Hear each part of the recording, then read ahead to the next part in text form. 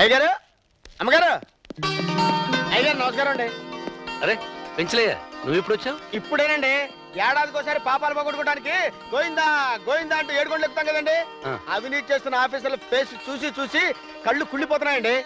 అప్పుడప్పుడు మీలాంటి నిజాయితీ పరులైన ఆఫీసర్ల ఫేస్ చూస్తే డోకులు రావటం అయిపోతాయండి.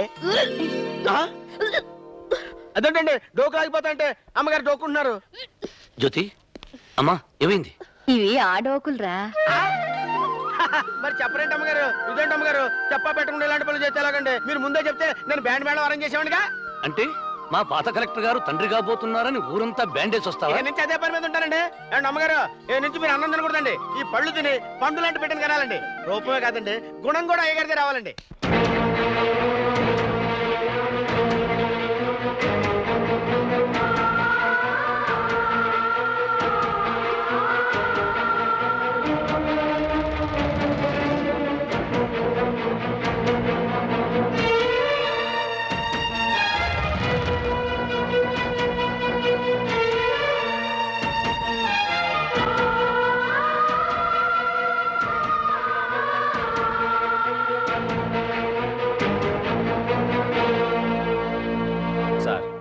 ఇందులో కన్యాకుమారి గారికే కాదండి, సీఎం గారికి కూడా వాటా ఉంది సార్.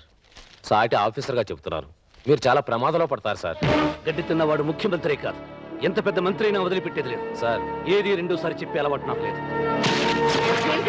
ఏమిటి నీ ఉద్దేశం? దేని గురించి మేడం అంత వరిగా ఉన్నారు? నీ మూలంగానే.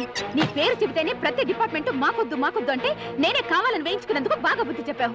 నేనేం చేశాను మేడం? మన కంట్రోల్లో ఉన్న డైరీ ఫార్మ్స్ కి పౌల్ట్రీ ఫార్మ్స్ కి సర్ప్రైజ్ విజిట్స్ చేశాను. అంటే నా పర్మిషన్ లేకుండా ఎవరు చేయమన్నారు? అది నా డ్యూటీలో ఒక భాగంలో చేశాను మేడం. అలా చేసినందువల్లే టోటల్ ఫ్రాడ్ ఎంతో తెలుసుకోగలిగాను. సరే, ఆ ఫైల్స్ డాక్యుమెంట్స్ నాకు ఇచ్చేయి, నేను యాక్షన్ తీసుకుంటాను. సారీ మేడం, వీటిని సిబిఐకి నేనే హ్యాండ్ ఓవర్ చేస్తాను. నేను మంత్రినయ్యా. మీ గడ్డి, మీ పాలు, మీ గుడ్లు మొత్తం చూశాను మేడం. ఎలా పనిచేద్దాం ఉన్నారుగా అలాగే చేశాను. నేనే మీరు అనుకున్నా, మీరే నేను అనుకున్నా. సిబిఐ వాళ్ళ ఎదురుగా తెలుస్తా మొత్తం చిట్టా.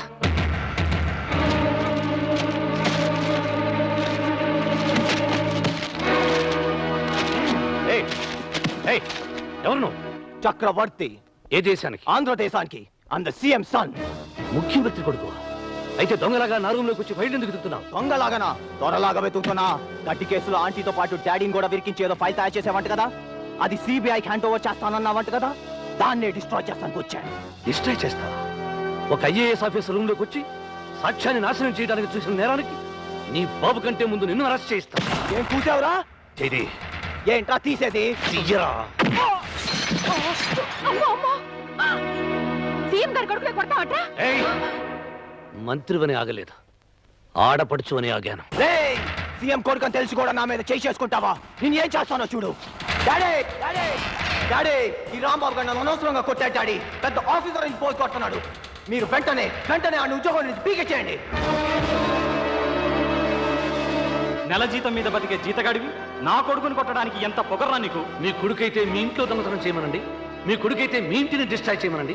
అంతేగాని ఒక ఐఏఎస్ అధికారి రూములోకి వచ్చి ఇష్టం వచ్చాడు. ఏంటయ్యా ఐఏఎస్ అంటే ప్రెసిడెంట్ ఆఫ్ ఇండియా లెవెల్లో మాట్లాడుతున్నావు?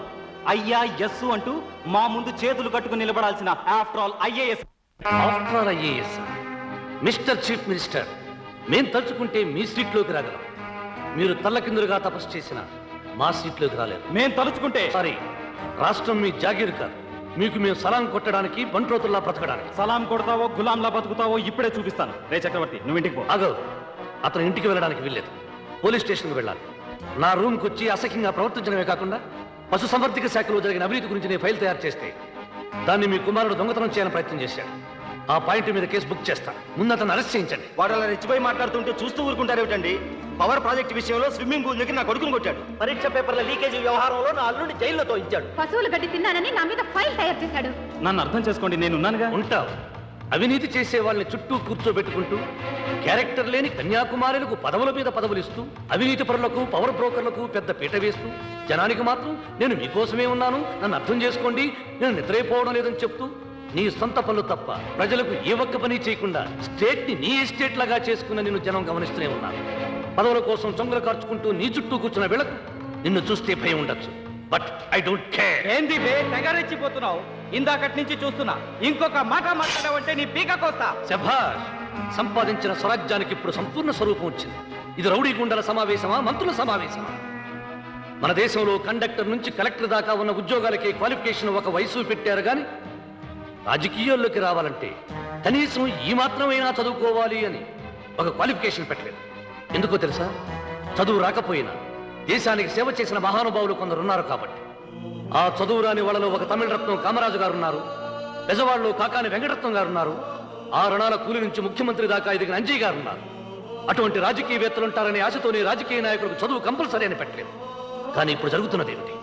ఆ పాయింట్ని అడ్డంగా పెట్టుకుని కల్తీ సారాగాళ్ళు, కత్తులు నూరేవాళ్ళు, బాంబులు వేసేవాళ్ళు, స్కాములు చేసేవాళ్ళు, గడ్డి తినేవాళ్ళు పార్లమెంటులోను అసెంబ్లీలోనూ కూర్చున్నారు. నువ్వేమిటో, నీ గత జీవితం ఏమిటో ప్రజలకు తెలియజేస్తా. చాలా మందిని చూశాను. ఆఫ్టర్ ఆల్ ఒక్కడివి నువ్వేం చేస్తావు? ఈ దేశాన్ని 250 సంవత్సరాలు పరిపాలించిన తెల్లవాణ్ణి భారతదేశ సరిహద్దులు దాటించింది గాంధీజీ ఒక్కడే. నా తెలుగు ప్రజలకు తెలుగు రాష్ట్రం కావాలని పట్టుబట్టి మంచినీళ్లు కూడా ముట్టకుండా ప్రాణాలర్పించి తెలుగు రాష్ట్రాన్ని సాధించింది పొట్టి శ్రీరాములు గారొక్కరే. సంవత్సరాలుగా తెలుగు జాతి ఒకే పరిపాలన కింద నలిగిపోతుంటే ఆ ఏకఛత్రాధిపత్యాన్ని 9 నెలల్లో మార్చివేసి ఆంధ్ర వైభవాన్ని చాటి చెప్పిన తెలుగు సింహం ఎన్టీఆర్ గారొక్కరే. మీ కంటికి నేనొక్కడిగానే కనిపించవచ్చు, కానీ నా పక్కన మేధావులున్నారు, ఐఏఎస్ ఆఫీసర్లు ఉన్నారు, ఐపీఎస్లు ఉన్నారు, బడుగు బలహీన వర్గాలున్నారు. వాళ్ళందరినీ కూడగట్టుకుని నీ కోట కూలుస్తాను. మిస్టర్, నా కొడుకుని ఎక్కడికి తీసుకెళ్తున్నావు? ఏది రెండోసారి చెప్పే అలవాటు నాకు లేదు.